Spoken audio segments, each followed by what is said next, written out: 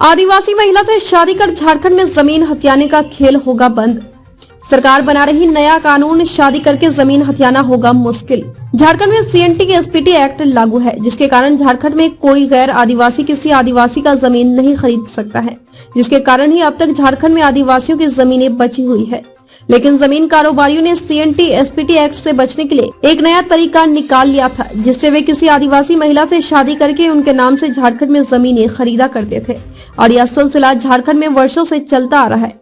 इसी के रोकथाम के लिए एक नया कानून बनाया जा रहा है।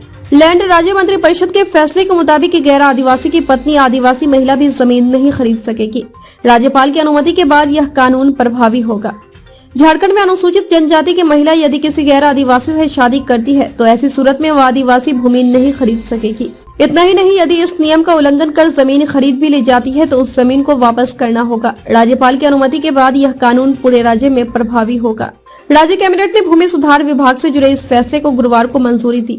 बैठक के बाद यह जानकारी प्रधान सचिव AKG रहाटे और राज्य भूमि सुधार विभाग के सचिव KK सोन ने दी।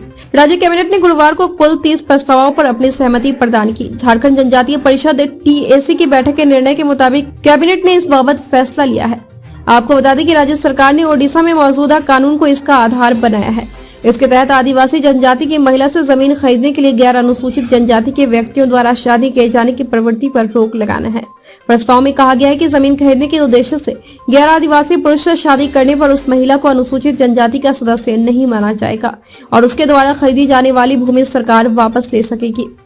TAC ने यह भी प्रस्ताव दिया था कि गैर आदिवासी से शादी करने वाली आदिवासी महिला को अनुसूचित जनजाति से मिलने वाले तमाम लाभों से भी वंचित किया जाए। राज्यपाल की मंजूरी के बाद राज्य में यह कानून प्रभावी होगा, लेकिन पूर्व में खरीदी गई जमीन पर यह कानून लागू नहीं होगा।